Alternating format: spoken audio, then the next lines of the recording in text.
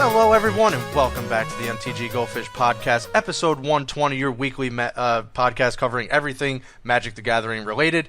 Joining us, as always, your hosts, Chaz, accompanied by Richard, the owner of MTG Goldfish. What's up, Richard? Glad to have you back. Glad to be back, guys. What's up? What is up? And Seth, probably better known as Saffron Olive, our resident jank brewer and all-around content creator for Magic the Gathering. Seth, what's up? What's going on, guys? What is up? And Chaz, general content creator for Magic the Gathering, focusing on the financial aspect of the game. You can find us on Google Play, iTunes, mtggoldfish.com, and now on YouTube. So, on the docket for this week, it's actually great that you're back, Richard, because we get to talk about all the hoopla that happened over the last week. So, Wizards released their 1v1 leagues. They'll be starting up soon, and the ban list that they came up with was released. So we're going to be talking about that extensively. I mean, it's going to be most of the podcast. But, yeah, there's a lot of things to discuss, and we're going to go into that in a little more detail here in a second. Pro Tours this week, and we're going to be talking about that, our Pro Tour predictions, what we could see, what we're hoping to see, what might be trending into the Pro Tour that remains that we've seen so far. We have a gold fishing this week. I get to talk a little bit about my venture into the Pokemon TCG. Very brief venture, but it was interesting. And then we'll wrap things up with some fish mail. So let's just get right to it. The Commander ban list caused a lot of controversy so far. They kind of merged two ban lists together, and you know, a lot of different things have been going on. Are people adopting it, not adopting it? Who knows? So I wanted to get your guys' reaction. Let's start with you, Richard, since you're back. So the shocking announcement was originally 1v1 Commander Leagues were coming, right? We knew this, and they released a ban list for it. It was not the dual Commander ban list, but their own ban list. And then they casually threw in that they were merging the multiplayer and 1v1 ban lists. And their ban lists skewed heavily towards 1v1 play. Cards like Sol Ring are banned, and basically the whole community was in an uproar. No one understood why this was happening. You know, having to deal 120 points of damage across 3 opponents is vastly different than killing one person at 40 or even 30. And Wizards backtracked on it. A couple days later, they decided to separate the lists again. And by July 5th, we're going to have separate lists for multiplayer and 1v1. So my initial reaction is WTF. You know, tinfoil hat, like they knew this was going to happen, and this is their way of distancing themselves from the rules committee without looking bad. Because there is no one in their right mind who would think that multiplayer and 1v1 should have the same ban list. Like, I cannot fathom why this was, like, okayed, other than the fact that they knew this was going to cause a controversy. They were going to pat themselves on the back and say, look, we listened to the community, and now we have a separate ban list. And then they have their own ban list now, right? Now they're separated from the rules committee. And if people ask why, you can say, well, Moto players demanded it, right? There was a huge uproar, and they don't look like the bad guys anymore. So that's my tinfoil hat theory, because otherwise, I just cannot imagine people at Wizards playing Commander and thinking 1v1 and multiplayer are the same thing with the same ban lists. Interesting. Seth, what do you think?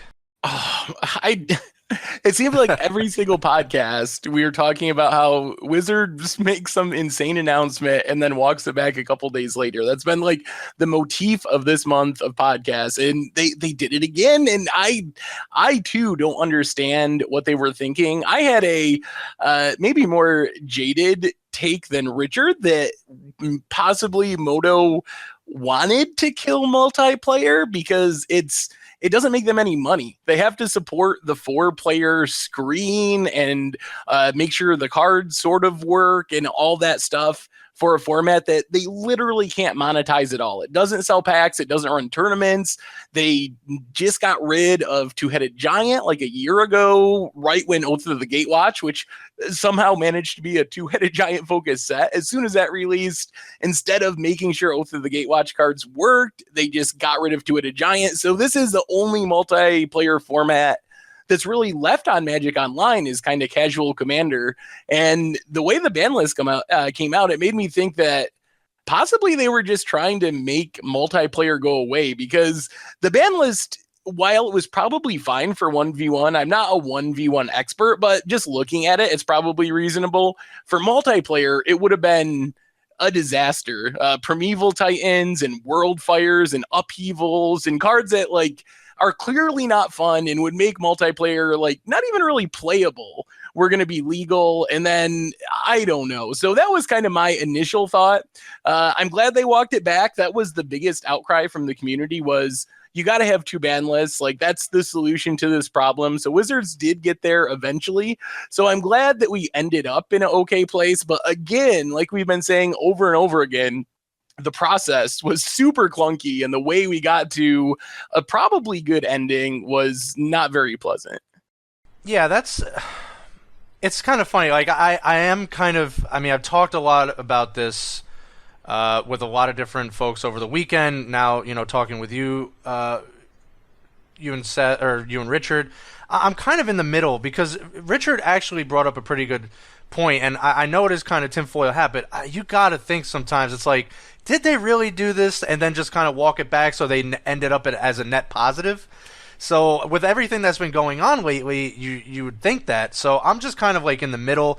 I am with Seth here. I'm glad that we ended in a good spot, because it's you really needed to have two ban lists. I think that was the only thing that I had the issue with. I had less of an issue of you know walking it back and getting it right the first time. Like, I'm never in that camp of get it right the first time. Like, if everyone gets everything right the first time, we'd have a lot less problems everywhere. But that's just kind of not realistic. They needed the 2 ban lists. It's basically, when I read this, it was like, okay, Legacy and Standard should pretty much have the same ban list. So that just does not work. They're 2 totally different formats, 2 totally different methods of playing. It is the same premise, like you're playing EDH, but 2 totally different formats. So I'm just kind of in the middle. I am glad that we ended up in a good spot. That is now, so they're changing it, I think, when Hour of Devastation is released, right? That's the kind of the time frame? Yeah. Okay, so, yeah, but, I mean, this kind of release something, walk it back kind of thing, I mean, I get it. Like, you want to listen to the community, but it's like, it always just kind of seems like this is a thing now, so I don't know really what they can do. Maybe more surveys or something like that, or literally ask like people in the EDH community, not even just past Sheldon. I mean, you had a whole big community of 1v1, the French committee that kind of created this format. They said they were working alongside them, so I don't understand how they couldn't just say, you know what, okay, this is like clearly this ban list, and this is the kind of multiplayer ban list, because they should have known, at least working with the other committee, that these are totally different formats. Yeah, I'm gonna get grilled for this. I know people are gonna wail at me for not applauding Wizards for listening to feedback, but whoever cries the loudest apparently gets Wizards' attention now. Like, literally, like 3 days, no data, right? We just had multitudes of people yelling at the top of their lungs, and then Wizards backtracks, right? And as Seth alluded before, this kind of happened with Copycat as well. And Wizards had the fallback of we had 2 days of Moto data, right? But just better planning. You could have just grabbed 100 EDH players, surveyed them, and I bet you would have had the same results. Everyone would be saying, why would you combine these lists? It doesn't make any sense whatsoever. You could have talked to the rules committee. You could have did this all in advance.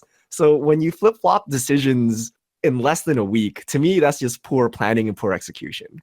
And I don't know that we should be applauding Wizards just because they ended up at our opinion, right? Because maybe their opinion was correct, right? But where is the data? Where was anything, right? Like, apparently just a couple Reddit threads and angry Twitter posts is enough to reverse their decision.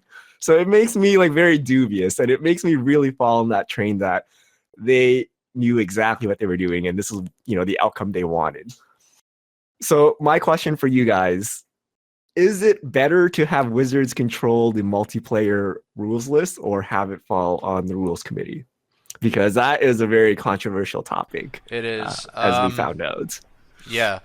Just one quick point. I mean, I really do get what you're saying, Richard. And I don't know. I mean, you're right on this specific, on certain specific things. They shouldn't be applauded, even if they kind of do end up in the right spot. But I got to tell you, I think Wizards, even in the general gaming community, does a lot and pushes a little bit further to keep the community happy, even if that does kind of cater to people screaming on Twitter and Reddit. So, I mean, I just see a lot of different things going on in the gaming community. You have the exact same thing, nothing ever gets changed, and then, people just walk away. So I can't knock them all the time. I'm not going to agree with them all the time, but I'm not going to always just say, oh, this is bad, even if you did kind of backtrack. The problem is it's only the Reddit community or the Twitter community or the YouTube community. What about all of the other communities that, you cannot get your voice heard in 2 days? They could not have gone to local game stores and gotten opinions.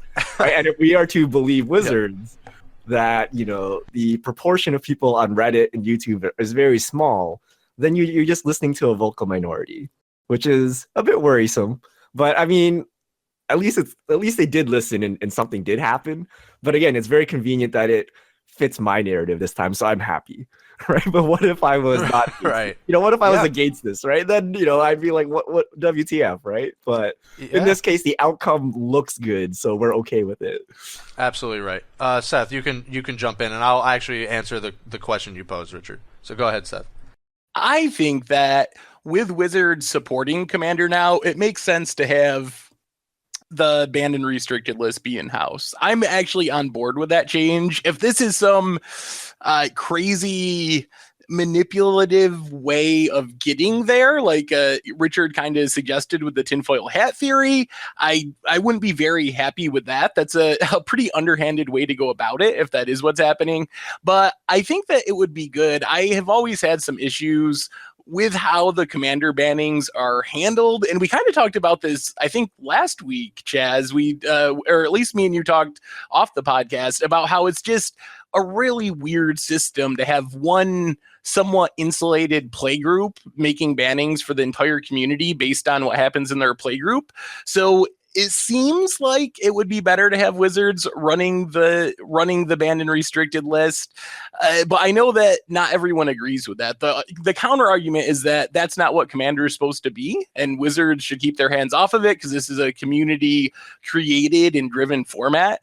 But at this point, there's Commander decks, and Wizards is monetizing this format. And I think if Wizards is going to be printing products and monetizing this format, then it's probably best to have them be running the BNR list as well. Yeah, we did talk about this to some length, Seth, and I mean, you're right. If anything, I just feel like, so, when I first started getting into Commander, and Sheldon and the committee, and all props to them, for making this and kind of running with it. I think it's one of the things that have long-term saved Magic. That's just me, my humble opinion.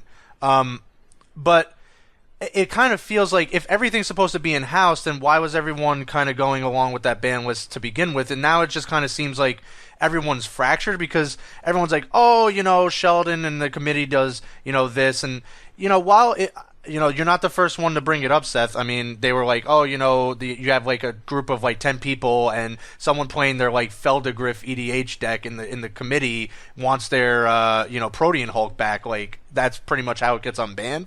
Like, I don't know if it's that underhanded, but, I mean, we don't have like not that I've seen a clear system. So there's been a lot of people that have pushed back against the rules committee.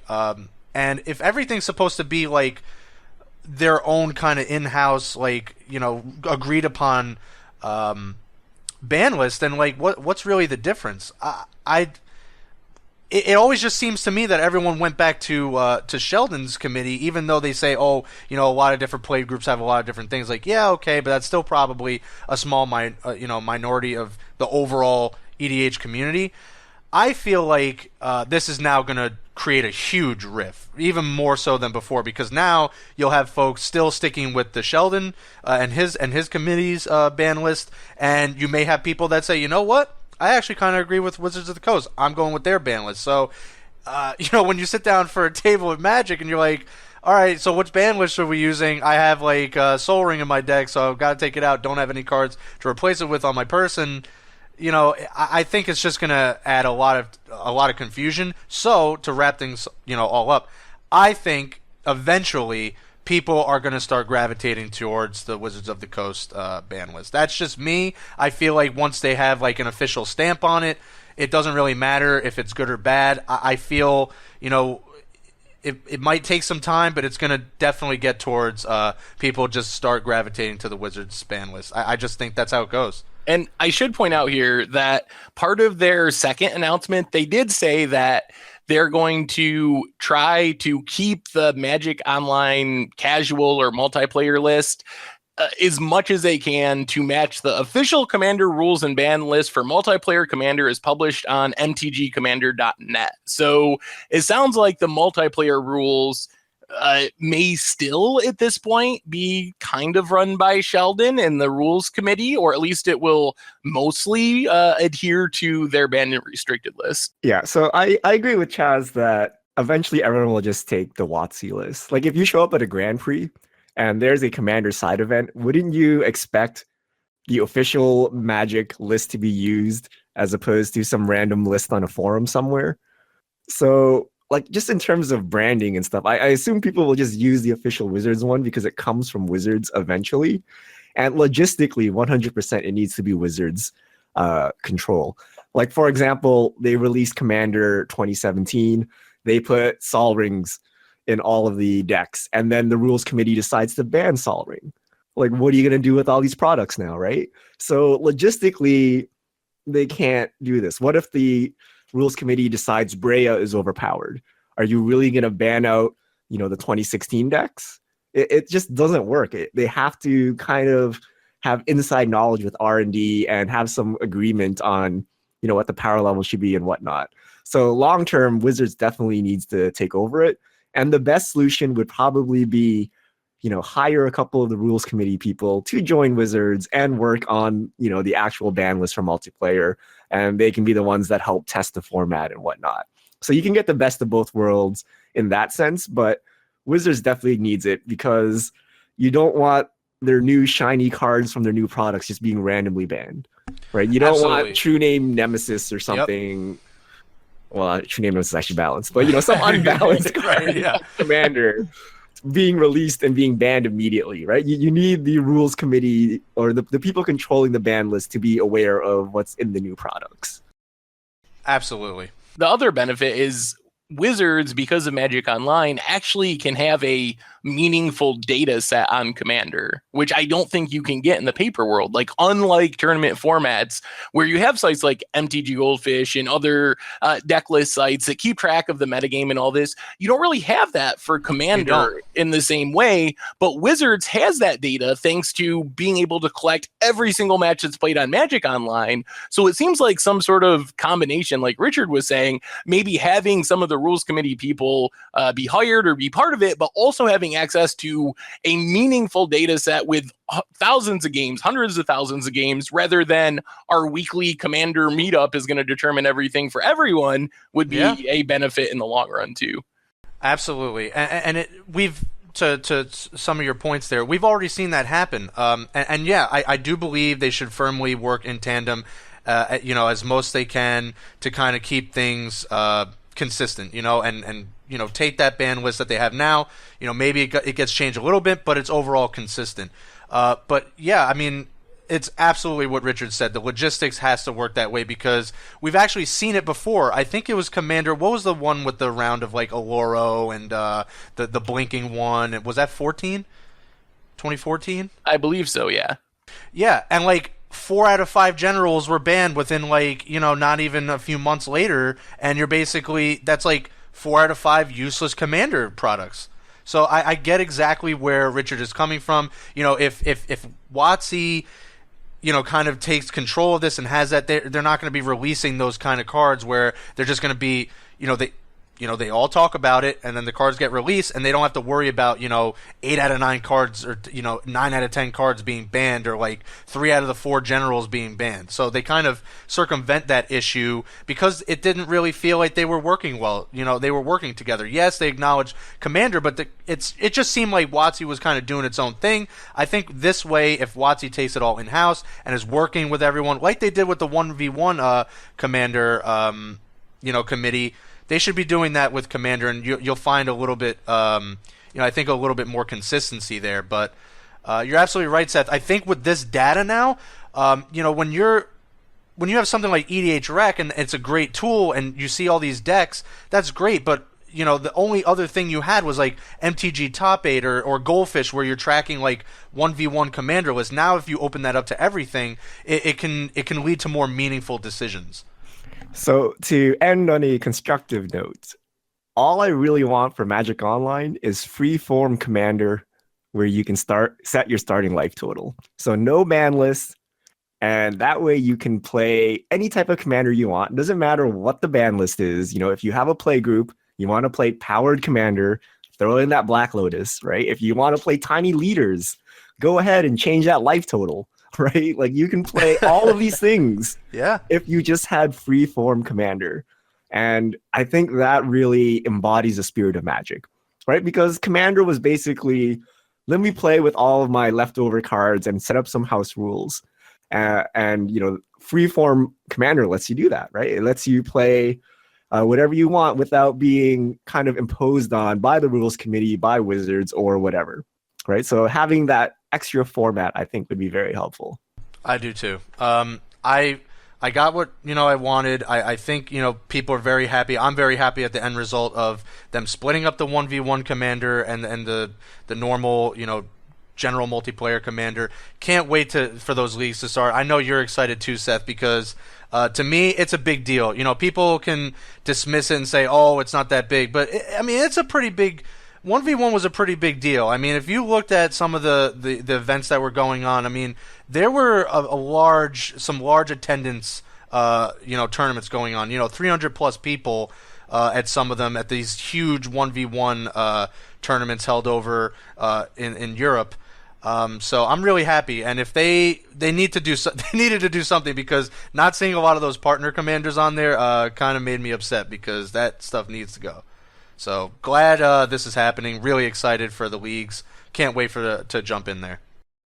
All right, on to the Pro Tour predictions. We got Pro Tour in Nashville. So I'm so happy it's on a time zone that speaks to me, that I don't have to be up at like ungodly hours or really just weird hours in general. So Richard and Seth, we've seen some data for Standard thus far. How do you feel about it going into the Pro Tour? What would you like to see remain? What would you like to see change? Or is there something that we haven't seen yet that you think will show up at the Pro Tour? Richard. I got nothing for you guys. I'm torn whether Mardu Vehicle is going to be a deck or not. Can you really... Okay. Can you really just get rid of Mardu Vehicles, or will it still be dominant? I suspect we'll see more new decks, but I have a feeling we're just going to see a ton of Mardu Vehicles on day one. Now, whether or not they actually make the cut into day two is the question. But the deck just seems so solid. Like, if the other deck stumbles, then you win, right? That seems like a good plan. It's kind of like playing the red deck wins of the format, except this red deck wins is super resilient and can go long. So I have a hard time thinking, like, what would displace this deck, or what would make this deck just totally go away? And I can't really think of anything. So I don't really have any predictions, other than I just hope the matches are entertaining and we see a lot of new decks. But I suspect we'll still see a ton of Mardu Vehicles. All right, Seth, what do you think? I think Mardu Vehicles will be a deck, but I don't expect it to be the big winner of the Pro Tour. It might be the most played deck on day one, but I have really high hopes and think that the deck is beatable. I think it'll be the most played just because it's kind of the default deck. And it's easy to forget that while the focus of coverage is on the teams and this specific group of pro players, that's like 100 of the 300 some players that'll be there. And if you're in the other group that isn't on one of the big teams and one of the major focal points of coverage, Mardu Vehicles is a pretty easy deck to pick up and just to play. It's good. Maybe you couldn't take 2 weeks off of work to try to break the format with every new deck. So I think it will be heavily played, but I'm really hopeful that the big teams will come up with something new and spicy and different. I also think that Teamer Etherworks or a Etherwork deck it might be the sleeper choice to end up being one of the best decks. Like it's easy to forget how dominant the deck was back at Pro Tour Kaladesh, and then it kind of got beaten down by the changes in the format, the banning of Emrakul, and all that kind of stuff. But with Copycat gone and just Mardu vehicles around, I think there's a chance that we see that rise up and be one of the big stories of the Pro Tour. All right, so what about when the teams show up with like even better Mardu vehicle lists? I don't know how much better you can make the deck. I think Mardu vehicles is what it is. yeah, you're absolutely right. So really quick question, Richard. When is this metagame on the site current? Like, did you set it to when KLD dropper? So this is absolutely. I had to remove all the copycats. I had to go get Gush and Probe. I'm like, this DNR announcement. Why? Got to purge all of those cards. Yeah. So all of the decks on the site. Yeah. Sweet. So what we're looking at is 25% Mardu, and the next 3 decks are at 9, 8, and 8. But I'm kind of leaning towards what Seth said. I think Mardu Vehicles is just the safe pick. It's been the safe pick, and I don't think any of these other lists are very optimized yet. They're getting there. It takes a little bit of time, as we alluded to last week, Seth. But I still don't feel like Mardu Vehicles has shown me that it's far and away the best deck over any of these others. And that it's not even close. Like, yes, it's very strong. It didn't even have to incorporate many of the, new cards, like barely any. But I am seeing a change in this Mardu vehicles list that we didn't see before. That I'm seeing a big change in how it plays after game 1. It kind of starts incorporating like this very mid-rangey. Like, even more so before. I mean, we're starting to see, like, Sorngrim Nemesis, a lot of Nahiri, and then just, like, all these, like, kind of very high top-end cards. So it almost just turns into a mid-range list that can still just beat you down with Gideon and Heart of Kiran. So that's pretty interesting. That's kind of the new thing that I've been seeing. Maybe it's not that new, but I haven't seen it do it like this before. But I'm going to have to agree with Seth. I do think the Aetherworks lists are like just right there. Like, they're really strong. They're getting a lot of play now. They're seeing a lot of play now. And I think they're kind of incorporating a lot of different new tech that can go even further into the Pro Tour. Like, I'm starting to see these Bounty of the Luxa, I don't know, start getting incorporated into this list. And it's been surprisingly effective. I don't know if you saw the same, Richard or Seth, but it really smooths out your draws. It allows you, I mean, at the end of the game, if you can't Aetherworks out like your large top-end creature, like Ulamog, you can actually hard cast it because of Bounty, and it actually makes additional copies of Bounty pretty good. I mean, you're drawing like 2 cards a turn or ramping 6 mana, so it's pretty interesting. Yeah, it does seem pretty sweet, and it gives you a way you can naturally hardcast your Ulamogs if things go wrong, because I think you do have to contend with, like, Dispossess now, which is a pretty good answer, good sideboard cards, the control decks with counter spells, but being able to use Bounty just to ramp into your Ulamog on a fairly early turn seems like a pretty sweet backup plan. Yep, and so we're still seeing Black-Green Delirium. I think it's going to go, full mid-range mode. It's starting to go that way anyway. I think it has a pretty good game against vehicles. It has a lot of removal, kind of can go the distance with their threats with Grim Flare. It has some copies of Manglehorn. Might want to push that up in the main deck if it's like everywhere, expecting to be everywhere at the Pro Tour.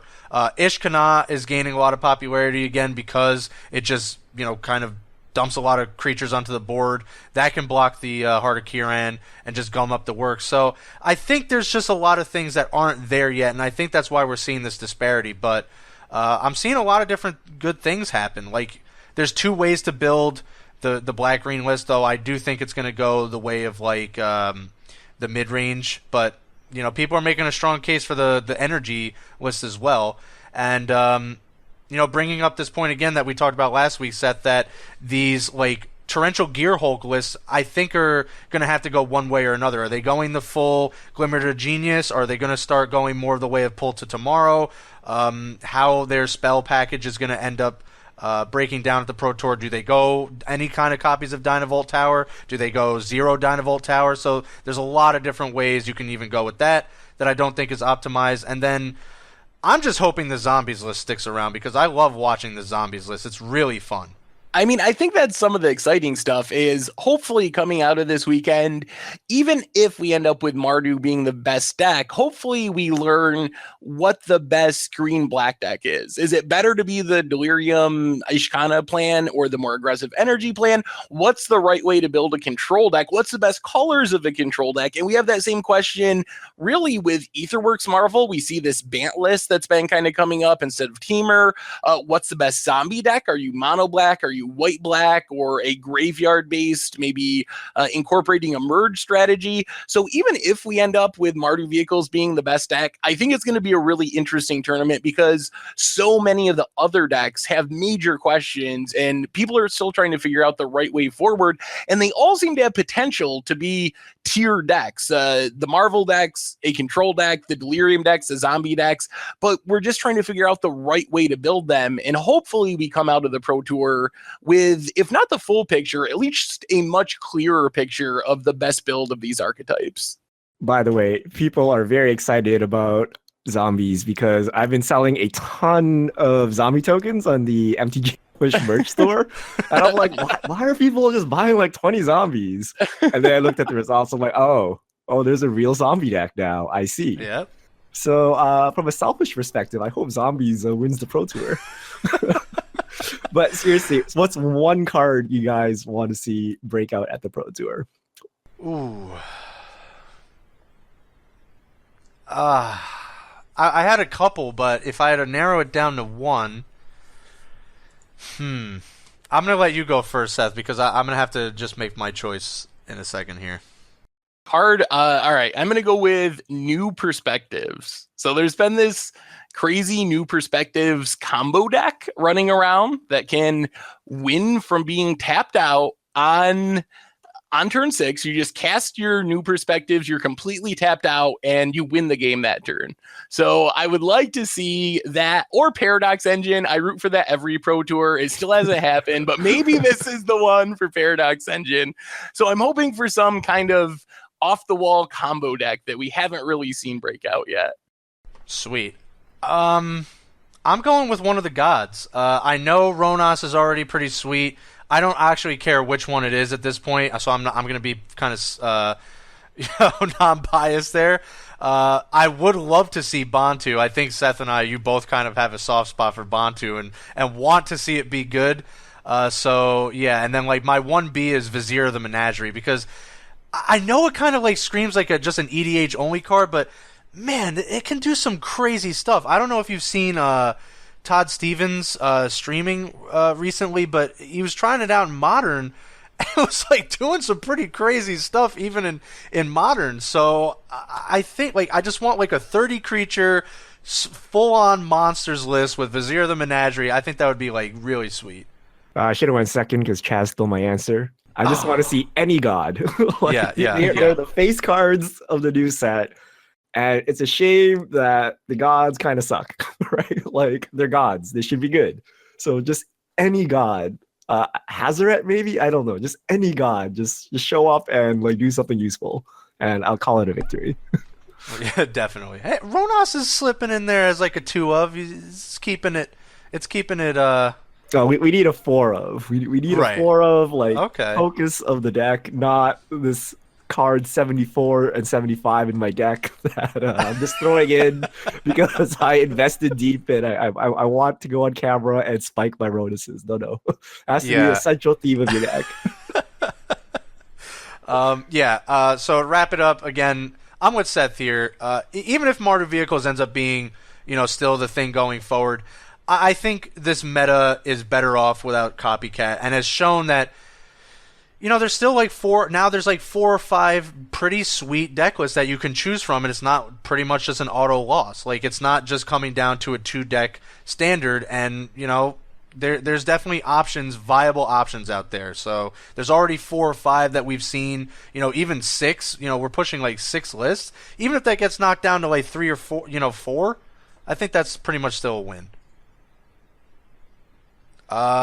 So yeah, do you want to do my gold fishing or fish mail first? Let's go gold fishing. All right, let's go gold fishing. So over the weekend, I think folks have seen me tweet it out that I finally have played in paper and the Pokemon TCG, the online one. So yeah, the Pokemon TCG. Finally played it, collected it a lot when I was a kid, never actually played the game. I didn't actually even know how to play the game. I was just collecting the cards. I know that sounds weird, but yeah, never actually played it. And I actually enjoyed myself. Didn't get to play for long, so obviously didn't really know too much of what I was doing, but I think the big moral victory here is I don't pull absolute trash every single time. So, maybe this is something I continue to do in the future because it just seems like these sweet GX cards speak to me, and I just apparently open them where I've done like a pre-release, plenty of drafts, and have just still have not seen an invocation in person. Have never seen anyone pull it in any of my drafts. So, I think Pokemon's fun. And I know, Seth, you're going to be defensive on this one, but this is the big takeaway for me, too, is you can't convince me that Moto can be as good as, like, the Pokemon TCG. Now, let me finish. I just feel it's a better way to bridge paper and digital. I think a little bit easier. You get the codes in your packs, you redeem them online. It makes it a little bit easier. You're not spending, cost, the literal same cost that you're spending in paper onto Moto. I know it's a pipe dream. It's never going to happen, but I'm just saying I think it's a little bit more successful than other card games have been doing. Doesn't look like it came straight out of 1998. It looks great, and I think it was a lot easier for me to jump in and play, and then when you open up paper stuff, you kind of get a little bit an additional benefit for playing online with the codes. I just feel it's like a better bridge for the two parts of the game, digital and paper, and I don't really think I'm going to be able to get convinced otherwise because, Moto's great, but it's just... it's like literally doubly spending on your collection at most points. It's like I get there's a little bit of a reduction, but I feel this is the better way to go. And we talked about this a little bit on before the podcast, so you guys can chime in. I don't disagree with you. Would Moto be better and have more players and so forth if Wizards gave away a free pack on Magic Online every time you bought a pack in paper? Probably. It would probably be better. It'd definitely be cheaper. The problem is with Magic Online that people sometimes forget, I think, is that it came so early, way before anyone else was doing this. So they built the whole game based on the idea that they had to convince the public and convince players to spend money on digital products, because that wasn't happening when Moto first came out. It was developed in the late 90s, came out, I think, 2003. This was before it was common, before we were so comfortable with spending money on digital objects. So Wizards is just kind of like locked into their model, which is kind of, I guess, their punishment for being so early and being one of the first people to do this. And they can't make Moto, I guess, as good as it can be, because they have this whole history that's tied to it. And I think they make a lot of money with their current model is the other thing. Like they can make it cheaper, but they don't have much incentive to make a massive change because they make tons of money doing it this way. So I obviously play both games, and I agree with everything that's being said, and we've discussed it to death before, but there's one thing. So Seth brought up the point that for legacy reasons, it used to cost a lot, but Blizzard did this with Diablo 3 with the auction house. When they first released Diablo 3, you could buy and sell things with real money. So when you got your awesome sword or whatever, it was $250. And after a while, they said the game is basically just sitting at the auction house and buying and selling instead of slaying monsters and collecting loot.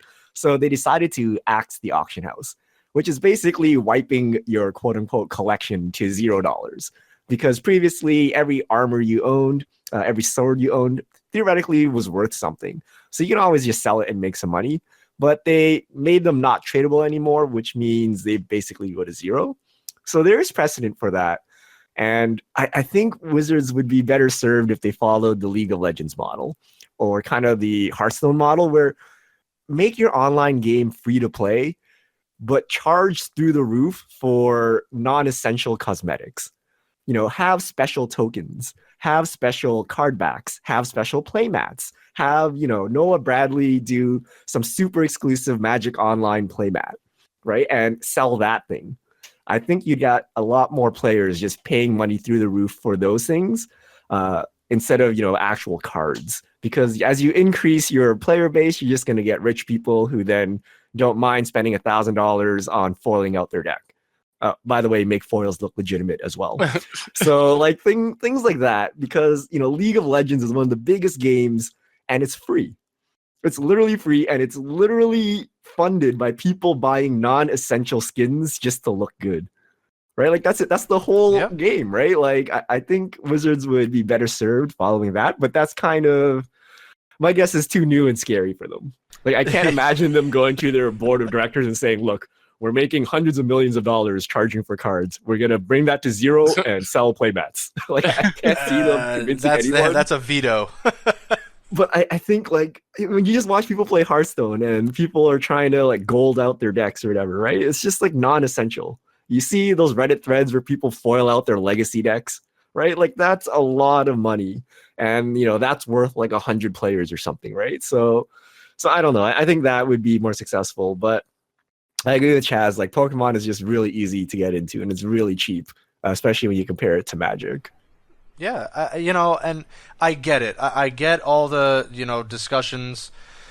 Obviously, you know, it is what it is. And I agree with you, Seth. I mean, it just kind of unfortunate, but it's, you know, a thing that is going to remain a thing. Again, I don't think, you know, I could be convinced. I think this is just a better way to bridge the two mediums. And, you know, while I did enjoy myself. So just going back to the play style, I think it was interesting. Like, it kind of is like the video game. It's kind of like what I was used to. It's very similar.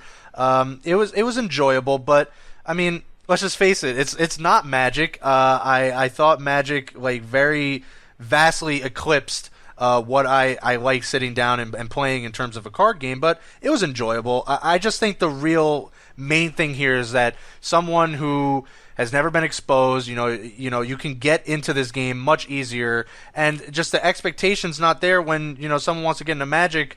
Let's just say they don't even want to grind GPs, or they don't want to, like, play standard. They just want to build, like, an EDH list or something like that, or maybe start getting into Pauper. That's probably the best, you know, way to get them into this. But, you know, and then you're like, oh yeah, like, to build, like, a pretty good EDH list, it's like a few $100, and, you know, I get you could get that for Pokemon, and maybe they're, you know, Wizards kind of catching up to this, but then they release those tins and basically, like, slash the card prices in half, and it's like, and you're still selling product.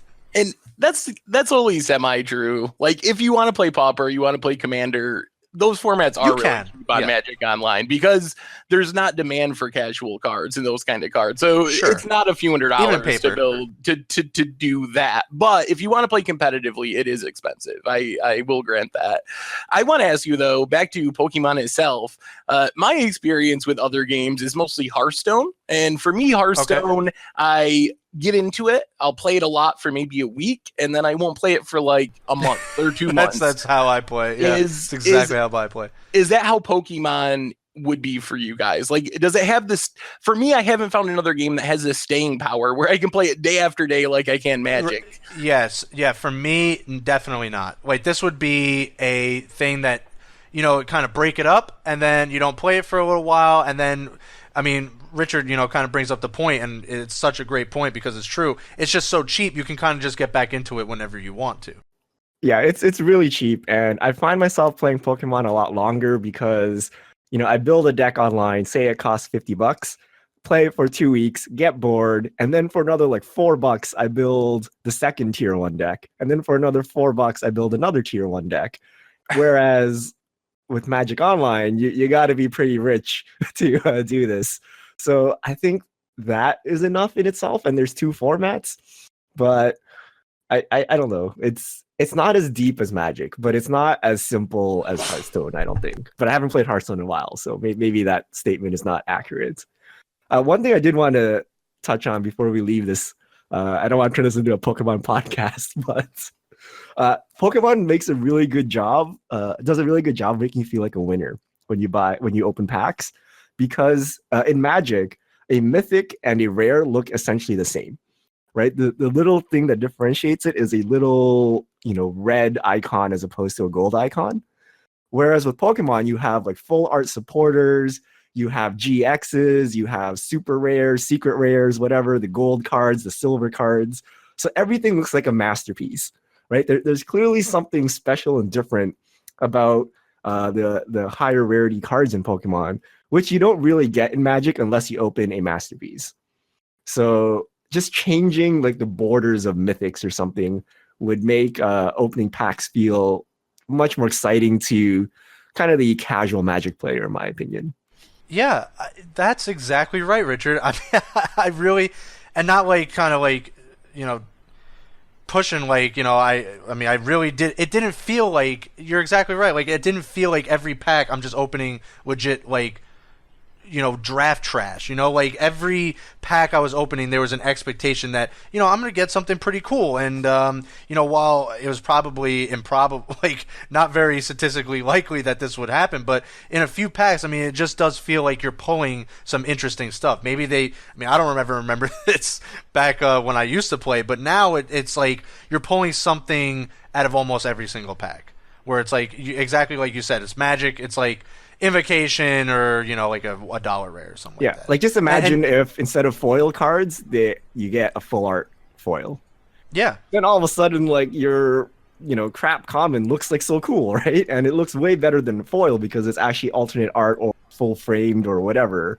And Pokemon kind of does stuff like that, which makes you feel like a winner, even though if you actually check the EV and the price, like you're a loser, but you feel much better because it looks cool and it looks unique, right? And that's because there's so many. It's exactly like you said, Richard. And just to kind of move things along, it's exactly like you said, because there's so many different things you can hit in one pack. Like you have the full art stuff, or there's just the GX stuff, or a GX frameless stuff, or just a regular foil rare or reverse holo. There's like so many different things you can open up in a pack, so you're exactly right. You do feel like a winner for opening something, even though you might have even lost on the pack anyway. Chaz has been playing Pokemon secretly because he knows way too many Pokemon for someone that just played a pre-release. Hey, I play the game, so I know that much. All right, that ends our Pokemon podcast. Give me my Decidueye. I want that Decidueye. Oh man, I can't pronounce like half of the Pokemon names. Me Like, either outside of anymore. Gen 1 and 2, I'm like, what are these? Although I pulled it, I was like Tapu Lele, and I was like, all right, sweet. And then I was like, that's like a $35 card, and I'm like, all right, cool. At least you played Sun and Moon, so you actually know the new card. Yes. I'm like, what is this? All right, fish mail. Let's get through it. Richard, take it away. All right, if you have questions for us, send them to @MTGGoldfish with the hashtag MTGFishmail on Twitter, and we'll get to your questions on air. From Epic Pug, if Wizards asked you to design a new commander for the Knights tribe, what colors/abilities would you give the commander? Ooh. Isn't there a Lord, like, Knight Exemplar or something like that? There's a couple. The Cedar Kondo, I played on Commander Clash. Cedar Kondo. I think Totally forgot about that. I think you want white, black. To me, those are the most Knight colors. I guess green, maybe Abzan, but I think a really cool mechanic would be creatures you control with first strike have double strike. Oh, that would be so good. Interesting. Wouldn't that be a cool take? Yeah, white, black one would actually be first strike. Yeah. Would be pretty traditional, Seth, because you had like White Knight and Black Knight, and a lot of them like the Paladins and from the 7th edition, like Western Paladin, Eastern Paladin. That was all pretty cool. Are they Knights? I can't even remember if they're Knights. Those are Knights, yeah. There's Oh, a they're ton of knights. Oh. knights because I Oh. actually added every knight to my deck, and then I had to cut like 300 cards. Like a lot just of wanted to things make are sure because- surprisingly knights in Magic's Yeah. history. I didn't know if it was one of those like back then where it's just like summon creature or like something like that. But I don't think we were. I think that was a little after that. But yeah, I think white black would be cool. I don't know what. I'll just go with Set's ability. I think like a mobilize ability, like pay 4 Ooh. mana, make a knight. Or I like Seth's idea, like all your creatures with first strike get flying, or all your knights get flanking in addition to what they have, or like double flanking or triple flanking. That would be pretty sweet. Cedar Condo's ability is pretty good, which is creatures with power more than 2 can't block or something like that. Basically makes your weenie creatures unblockable. So I think there's actually a lot of cool knight mechanics, and I wish they focused on knights a bit more. Maybe we'll get knights in the new tribal decks. I don't know. Next question, DanHam85. What is your favorite type of Magic accessory, or what is your most unique Magic accessory? I've never been much of an accessory collector, but I do have, and I've always kept for some reason, a bunch of really old binders. Back when Magic first came out, Wizards released a series of official binders, some of them for set releases, like 4th edition, 5th edition, a couple of just random ones, but they have really cool old art, and I think they were done by Ultra Pro still. I think this was back when Wizards first started working with them, so over the course of like buying collections and stuff, I built up a pretty sweet collection of binders from like 1994 to like 1998, the first years, and they're pretty neat looking. I think I have one of those old school like rule books that they don't really hand out anymore. They're somewhere. I don't know. I think I have a couple. But I've You use always that held as an on to them. accessory? You're like, hold on, let me consult. Yeah, hold on. Let me consult the 1998 rule book for Turns out you got trample. burned to death. Yeah. Or the old school like death touch or something like that, where it's like you can't even regenerate your creature or something like that. Or the old school regenerate where you don't even know what it did. So I have a really old Magic the Gathering messenger bag, and it's like incredibly crappy quality, but they gave it out at the very first PAX, and Wizards was there, and I got one. And I don't use it because it's actually like very poor. It's like a reusable grocery, like the material they make reusable grocery bags out of. Yeah. It's like that, except it's like shaped as a messenger bag. But it's pretty cool. I just don't use it. All right. Next question from McQQ. Best time to pick up Bolas full art lands. Do you think they'll be continued in Hour of Devastation? Ooh, did not think about that. They could be. I think there's still a ways to go to wait. I mean, they're mostly pretty cheap already. Yeah, Maybe this was foils. Like foils are dropping hard. I think if they're ever expensive, it's going to be a decent ways in the future, like a few years in the future. So I think as long as the set's standard legal, it definitely through the summer, while the set's still being opened, I wouldn't really worry about having to pick them up. If anything, they're going to probably drop in price as more boxes are open. But once it gets to be, I don't know, next year this time, then it might be time to pick yours up because there's a chance they end up being worth $1 or $2 like 5 years down the road. They do look really nice. I really do enjoy them. Next question from the Jester012. Would you ever consider making the podcast both audio and video? It would be nice to see the interaction between you three. So Chaz has dial up. You can barely support an audio podcast. I love a video. Chaz, how new is your modem? I don't know if we can stream it, but we could certainly pre-record it. That should be fine. But then I'll have to. We can barely make audio work. How can we make video work? And plus, I don't know. And I don't want to have to wear pants, so no deal. What? I don't want to have to wear pants, so no deal. Oh, all right. I'm kidding. I'm kidding. No, it's all right. But yeah, I think we've discussed it before. We're gonna we'll see if it can happen.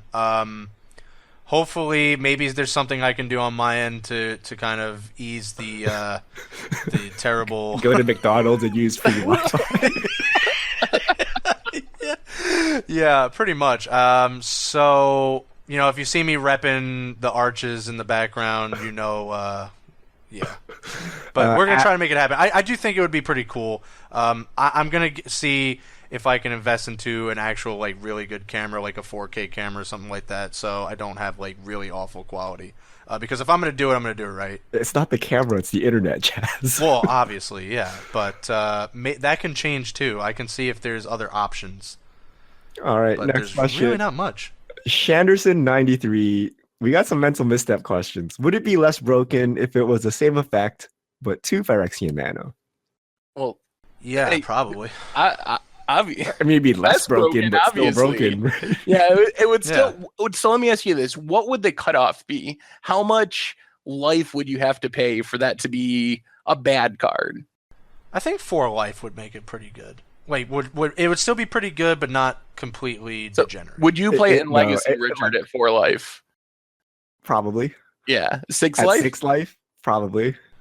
You'd play Really? it any life. You'd play it any life because of Death Tw- Shadow. 19 life. Okay, not 19, but even if it was like 15 life, like Death Shadow Oh. players would be like that's like they would be like you do your turn 1 play, mental misstep. I play Death Shadow. I Go. win.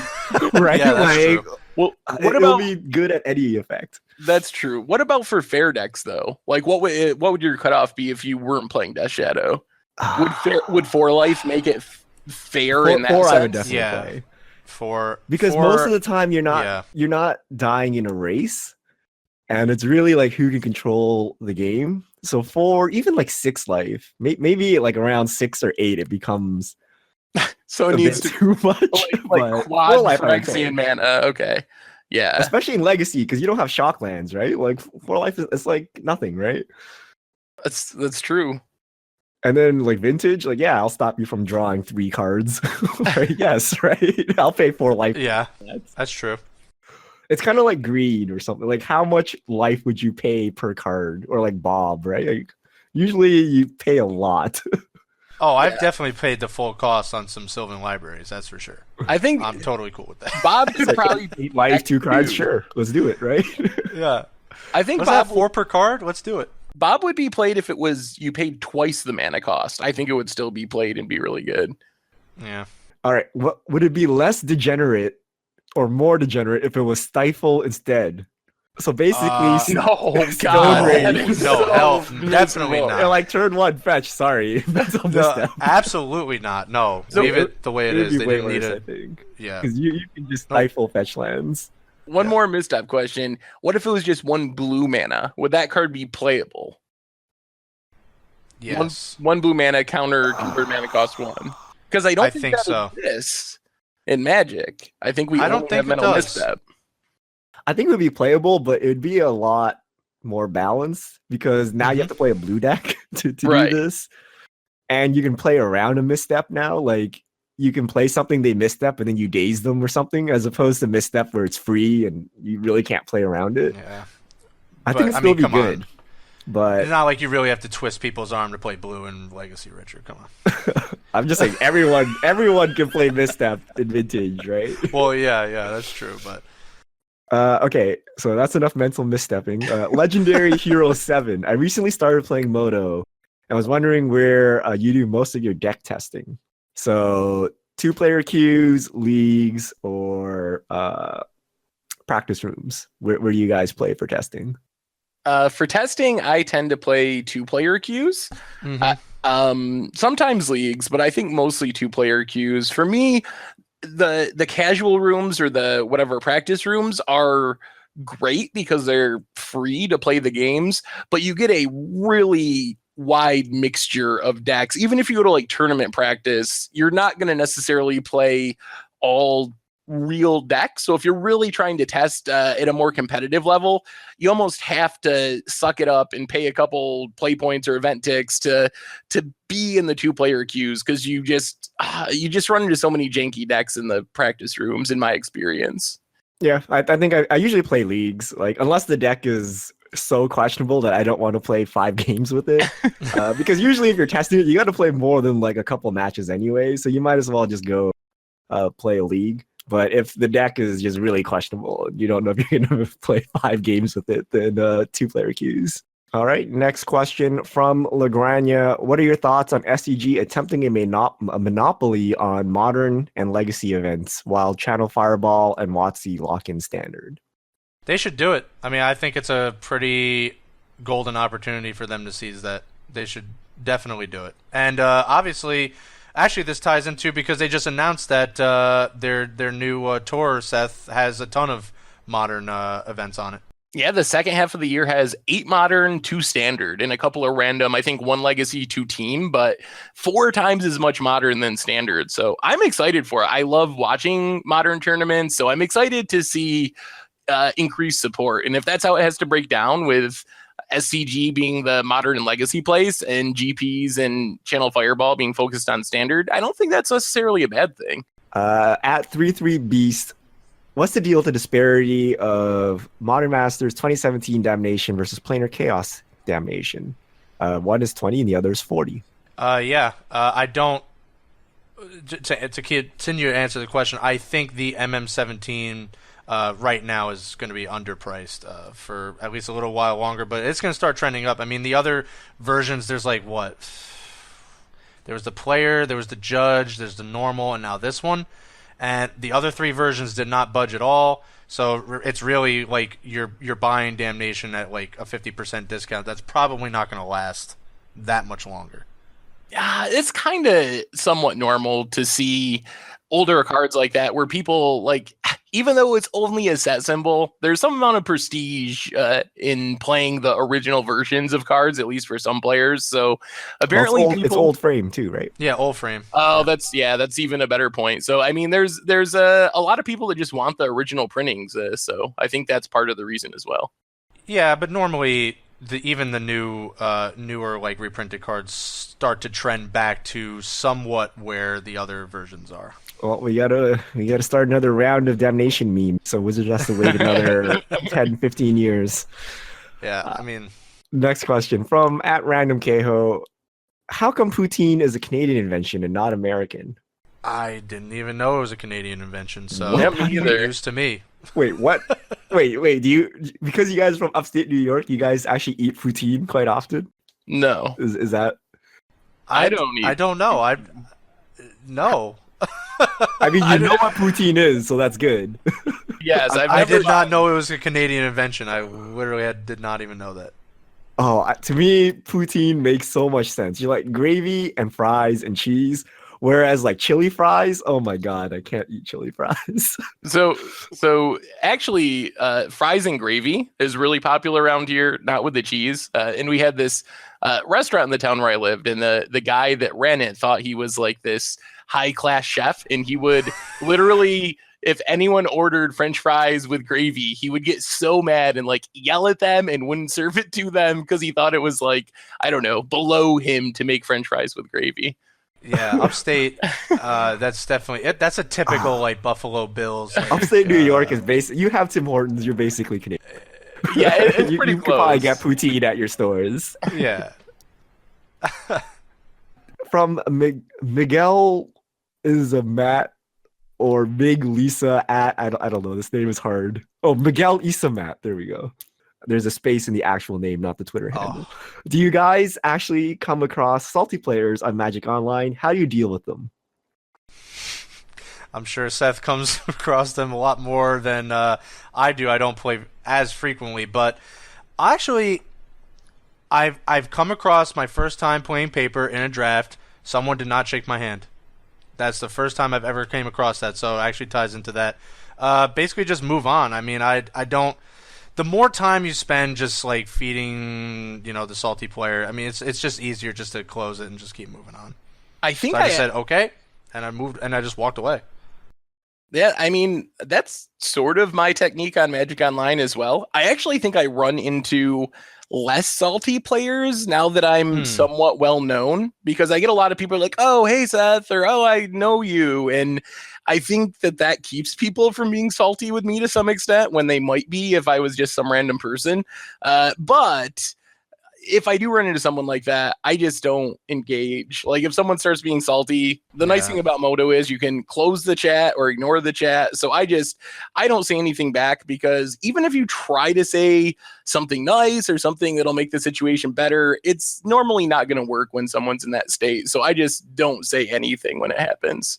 Yeah, I didn't even know there was a chat for quite some time. It opens up behind, the actual play window, and I literally didn't even know it was there. Sometimes could have been cursing my name the entire time. Wouldn't have known. Oh, the worst is when you trade or something and it pops behind, and you're waiting for the trade window. Yeah, just ignore trolls. I mean, what are you gonna do? Like Seth said, you're not gonna teach them on the spot, so just ignore. Next question from the guy Doug. Why are good 1 CMC tempo spells usually uncommon instead of rare? Path, probe, spell snare, etc. Because they're not worthy of being rare. They don't do anything. Yeah, I think right? it's just like a counter spell, or it's just like a removal at 1 mana. Is that really rare worthy? I think it's actually a good thing that they're uncommons, because if they were rares, I mean, could you imagine Fatal Push right now being a rare? Yeah, I honestly think it's just design and cost perspective. You really wouldn't want these cards as rares. I think it would actually kind of mess up the draft environment as well. So I mean, when you open up a draft and you open up Jataxian Probe as your rare, I don't know how well that shakes out. All right. At OFC Rodney Farver, will we get a commander metagame section? I'm assuming this is the 1v1 commander, and if Wizards releases results for it, then it'll go up on the site. And a last question from Joseph M. Started playing Modern a little over a year ago. Started getting into Jund, but I find myself unable to get the lines of play down. Obvious solution would be to build on Moto, but after investing 1,500 on the paper version, that's going to be a slow process. Do you have advice on a budget version so I can build it cheaper and upgrade to get some reps in? So how do you practice an expensive deck, I guess is the question. In this case, Jund. So my answer would be just find a friend and proxy other decks and play. That would be very cheap, cost you nothing, and you can get as much practice as you want. The other solution, which is already too late here, is just don't build the paper version. Just build the Magic Online version, which is cheaper to begin with, and then you can practice on Magic Online and just play on Magic Online the entire time as well. So either proxy or Magic Online. I wouldn't build a budget version though. Playing budget Jund is not going to teach you the lines of actual Jund. It's going to be a lot different. So I wouldn't go and build some kind of alternate budget version. Yeah, that is actually a tough one. I think finding a way to get in more reps in paper is probably the best thing to do, because there isn't an effective way to play a budget version with cards like Liliana, Tarmogoyf. There's just no real substitutions for those cards. So try to find a way to play more, maybe solitaire some against yourself, just to go through different lines can be beneficial, but I don't know. That's a tough one. All right. That wraps up our fish mail for this week. So thanks to everyone for sending them in. Sweet. Great goldfish questions. All right, gentlemen, we will see what happens at the Pro Tour. We're going to be here next week talking about it. You're going to hear from all three of us over the Pro Tour weekend. So can't wait to watch it. Hope everyone has a good time. We will talk about it next episode. But yeah, until then, this is going to be the crew signing out. We will see you all next time.